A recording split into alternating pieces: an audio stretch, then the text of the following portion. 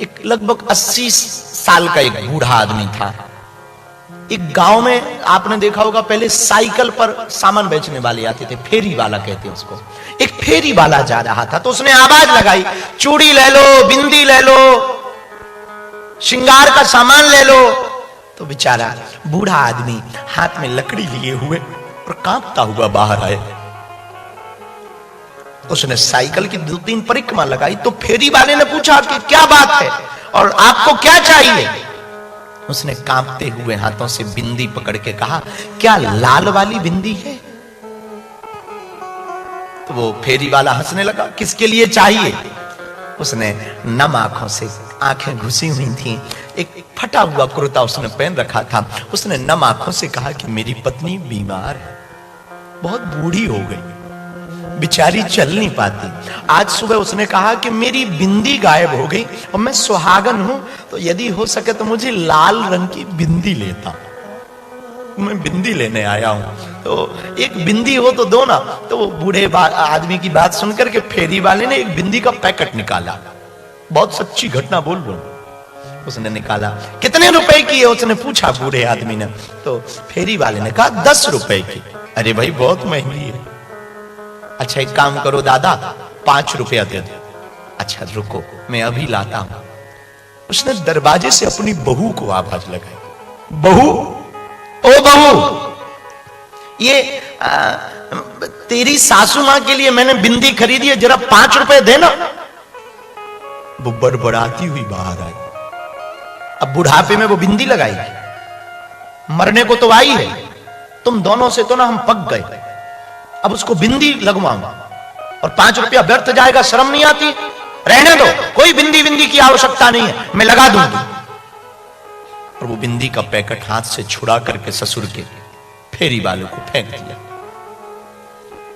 बेचारा बूढ़ा आदमी सीधा घर का अंदर आया तो पत्नी लेटी थी, बेचारी उठ नहीं पाती थी, बूढ़ी थी। तो उसने इशारा किया कि परेशान ना हो, आओ। तो वो खाट पर बैठ गया, चारपाई पर।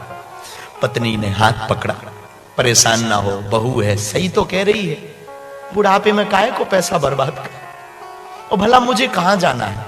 एक काम करो, बिंदी नहीं है तो क्या हुआ, आप लाल रंग का टीका ले आओ, अपने हाथ से लगा दो, बस श्रृंगार हो जाएगा।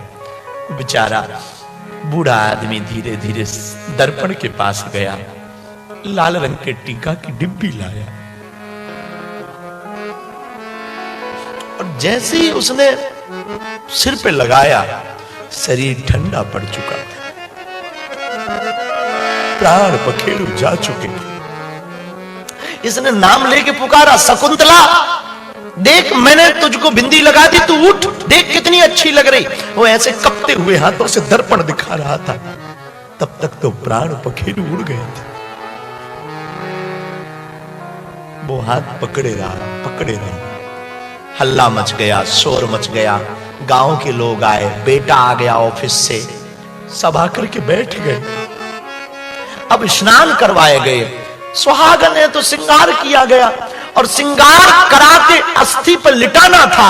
तो श्रृंगार में जैसे ही बिंदी लगाने लगा तो ये चिल्ला पड़ा, खबरदार जो बिंदी लगाई। तो बेटा ने कहा, बापू तुम ठीक हो?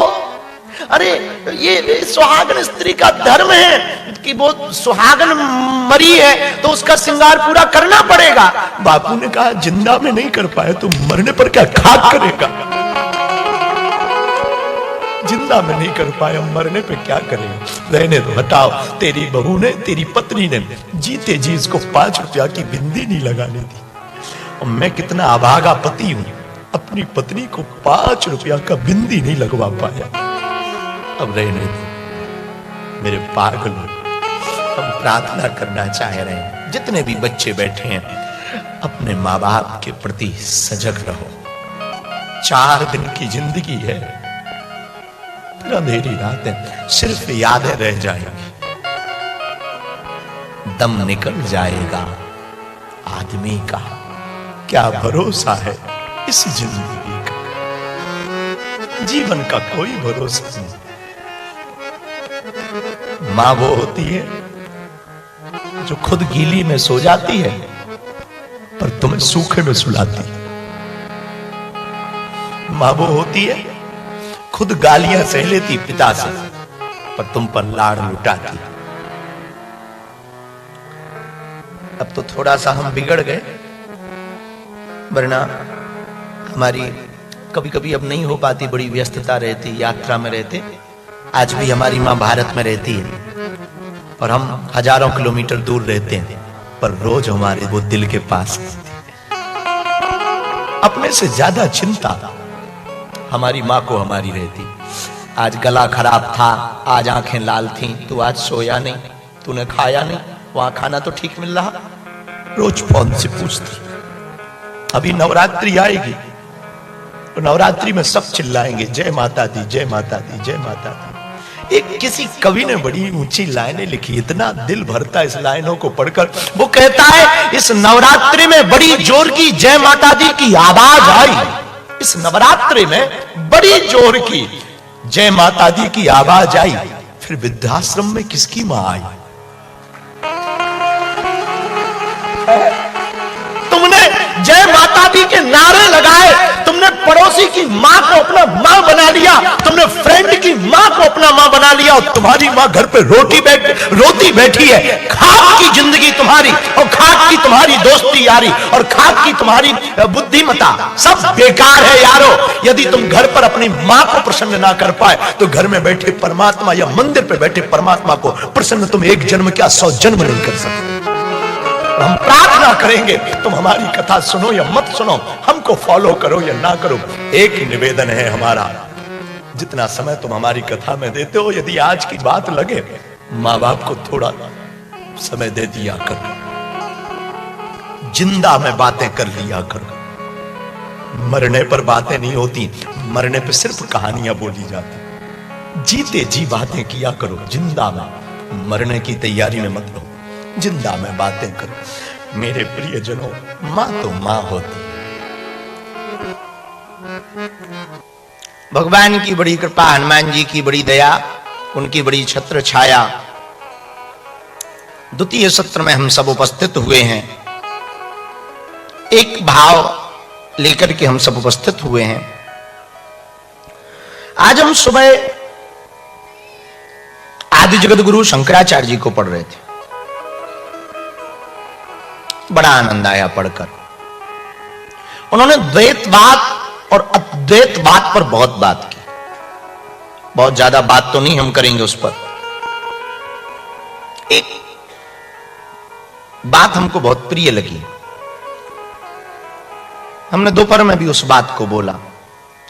बहुत लोगों का मानना यह है कि सब में भगवान है, पर शंकराचार्य जी का मानना यह है कि सब भगवान है। ये शंकराचार्य, हम जब पढ़े तो हमको ये बात इतनी छू गई। हम सुबह से लगभग 6:30-7 बजे से पढ़ते पढ़ते शंकराचार्य जी को कब 10 बज गए पता नहीं लगा। तो बड़ा आनंद आया। तो उन्होंने बहुत अद्भुत बात कही कि लोग सब में भगवान देखते हैं। अद्वैत बात का मतलब है सब में भगवान नहीं, सब भगवान ही है और कोई है ही नहीं।